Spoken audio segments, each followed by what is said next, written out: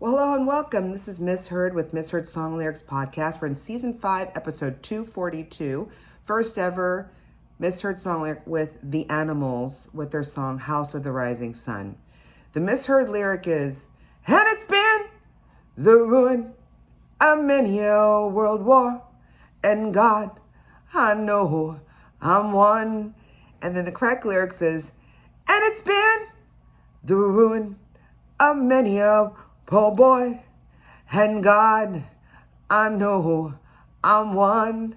So I decided to do this misheard song lyric because just earlier this week I went to my local live band karaoke show and thought, I forgot how cool the song was. And for some reason, I always thought the Doors did it. And it's actually the Animals. We'll go into that in a bit. The singer unfortunately butchered it, but the song itself is one I'm like, I'm going to do a misheard song lyric. And if you listen to it, it does sound like he's saying World War, and it kind of works, but he's actually saying poor boy. And we'll go into the significance of even the words poor boy means, okay? So the House of the Rising Sun is a actually traditional folk song. They sometimes call it the Rising Sun Blues. So spoiler alert, it's a cover. I thought the Animals wrote it original. It's actually a cover many times over. And it's actually a story of someone's life going wrong in the city of, I say New Orleans, but the way the singer in The Animals, lead singer, says it, he sings it New Orleans. So there you go. So of course it was successfully commercial, that version, back in 1964. Wow. So that's about 60 years ago, by the British rock band The Animals, and was a #1 hit on the UK singles chart and in the US and Canada. And as I had said earlier, it's a traditional folk song recorded by an electric rock band, and it's described as, quote unquote, the first ever folk rock hit. So there we go. So let's talk about who are the Animals, because for years, like I said, I thought it was the Doors, and it wasn't the Doors. So they've also billed themselves as Animals and Friends and Eric Burdon and the Animals. Like I said earlier, they're an English rock band. They were formed in Newcastle upon Tyne, that's the name of it, in the early 1960s. The Animals are known for their deep voice frontman Eric Burdon and for their gritty bluesy sound, and of course those keyboards, and you hear it. That was the sound back then in the 60s. They also combined electric blues with rock, and in the U.S. they were considered one of the leading bands of the British invasion, including of course Rolling Stones and Beatles and so on. Along with, like I said, the Beatles and Rolling Stones, there was the Who, the Hollies, the Dave Clark Five, the Kinks.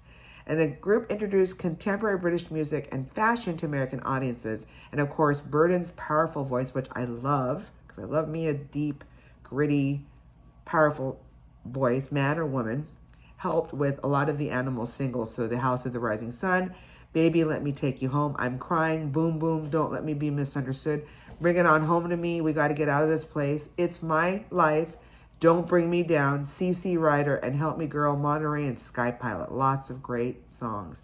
They also balanced their tough rock, edge pop singles against rhythm and blues oriented album material and were part, like I said, of the British invasion. They also went some, like most bands, through numerous personnel changes in the mid-1960s and unfortunately suffered from poor business management, leading to their split in 1966. Lead singer Burdon assembled a mostly new lineup of musicians under the name, like I said earlier, Eric Burdon and the Animals, and much changed act moved to California and achieved commercial success as a psychedelic and progressive rock band with other hits called San Francisco Nights when I was young, and like I said, Sky Pilot before disbanding at the end of the decade.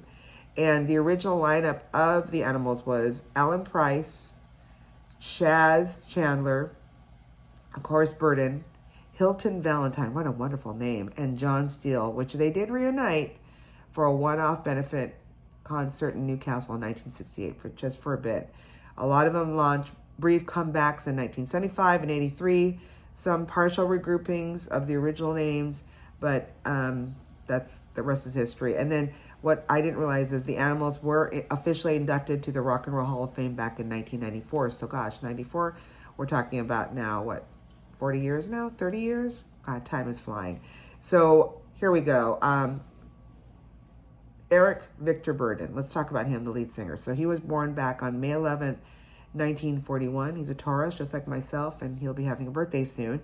He is the English singer and songwriter and was previously the lead vocalist of the R&B and rock bands The Animals, and I didn't realize he was also the lead singer of the funk band War.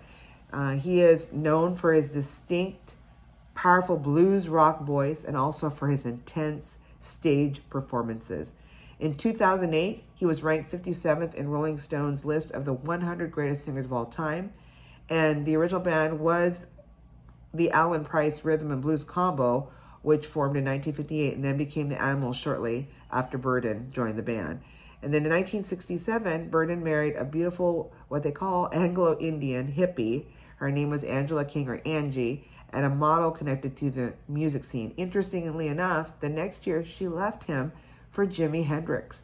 And then they divorced in 1969, 2 years later. But then the sad thing, in 1992, apparently she was murdered by an estranged boyfriend. So there's another story right there just on Angie King alone. In 1972, Burden married Rose Marks, with whom he has a daughter, Alex, and then they divorced in 1978. And since then, I think he's still married to her. In 1999, he married a Mariana Prostou, a Greek lawyer. So back to the song. House of the Rising Sun was also known by, like I said, this is a cover, American Miners way back in 1905. They said the oldest published version of the lyrics was printed by Robert Winslow Gordon in 1925 in a column titled Old Songs That Men Have Sung in Adventure magazine. And the lyrics began, so this is the original song, there's a house in New Orleans, it's called The Rising Sun. It's been the ruin of many poor girl, great God, and I for one. So they started with poor girl, and the Animals version changed it to poor boy, so it changed from girl to boy. And apparently the oldest known recording of this song was under the title Rising Sun Blues, is by Appalachian artists Clarence Tom Ashley and Gwen Foster. They recorded it back on September 6, 1933. That's amazing.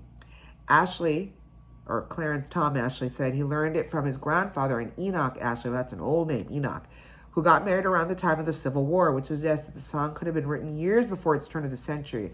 Roy Acuff, an early day friend and apprentice of Clarence Ashley's, learned it from him and recorded it as Rising Sun on November 3rd, 1938. And like I said, the narrative of the lyrics have varied between male and female narrators. And the early version was poor girl, now it's a poor boy singing about it. The earliest known printed version is from Gordon's column. It's about a woman's warning. The earliest known recording, of course, is by Ashley, rounding it to a male character. And the lyrics of that version now changed to, there is a house in New Orleans they call the Rising Sun, where many poor boys to destruction has gone, and me, oh God, are one. So it's now changed to the poor boys version of it.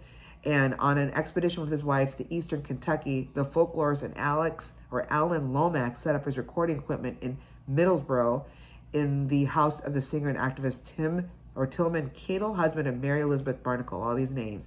There he recorded a performance by Georgia Turner, the 6-year-old daughter of a local miner. He called it the Rising Sun Blues. So that's why it's also known as called the Rising Sun Blues. All right, so we know it's a cover. So the Animals cover, let's talk about it. In an interview with lead singer Eric Burdon, he revealed that he first heard of the song in a club in Newcastle, England, where it was sung by a Northumbrian folk singer, Johnny Handel. The Animals were on tour with Chuck Berry, yes, that Chuck Berry, and chose because they wanted something distinctive to sing. Well, they found the right song. The Animals had begun featuring the arrangement of the House of the Rising Sun during a joint concert tour with Chuck Berry, using it as their closing number to differentiate themselves from acts that were always closed with straight rockers. It got a tremendous reaction from the audience, and it convinced what they said, an initially reluctant producer, Mickey Most, that it was a hit potential. They're like, come on, Mickey, it's a hit. And between two tour stops, the group went to a small recording studio called Delane Lee Studios on Kingsway in London and captured it. And the rest is history. So according to songfacts.com, it says here, historians have not been able to definitely identify the House of the Rising Sun, but here are two popular theories. So one theory about the song is it's about a brothel in New Orleans. The House of the Rising Sun was named after its occupant, Madame Marianne Le Soleil Levant, which means rising sun in French. Oh, interesting. And was open for business in 1862, occupation by Union troops, until 1874, when it was closed due to complaints by neighbors. It was located at this address, 826-830 St. Louis Street. The other part of the theory of what this song was about, it's about a women's prison in New Orleans called the Orleans Parish Women's Prison, which has an entrance gate adorned with a rising sun artwork. This would explain the ball and chain lyrics in the song. Very cool. So take what you miss.